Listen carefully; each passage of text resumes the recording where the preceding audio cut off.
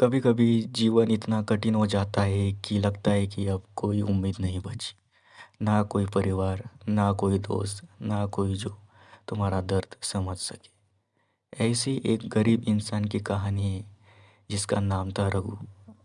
ना माँ, ना पिता, ना कोई सहारा। सड़क किनारे एक पुराने झोपड़े में वो अकेला रहता था। हर दिन की शुरुआत भूख से होती और हर रात आंसुओं में खत्म होती। रघु का कोई नहीं था, कोई जो उसे एक बार कैसे हो कह दे, कोई जो उसके आंसू पोंछ दे। वो मंदिरों के बाहर बैठकर भीख मांगता था।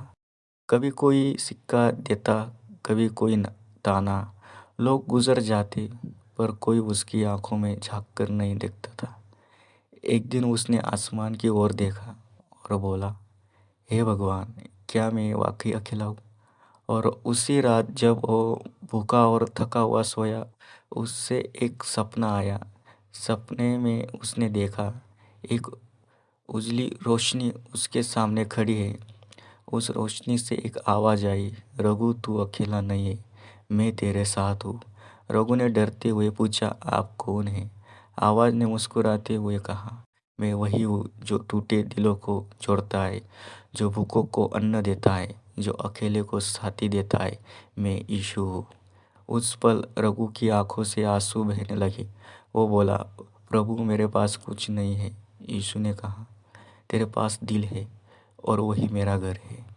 अगली सुबह जब रघु उठा, उसके भीतर एक नई ऊर्जा महसूस हुई। उसे किसी ने खाना नहीं दिया, फिर भी उसका मन शांत था।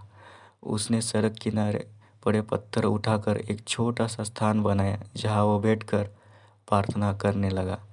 धीरे धीरे जो लोग रोज उसे गुजरते थे, उन्होंने देखा कि अब रघु बदल गया है। वो मुस्कुराने लगा था, लोगों को दुआ देने लगा था।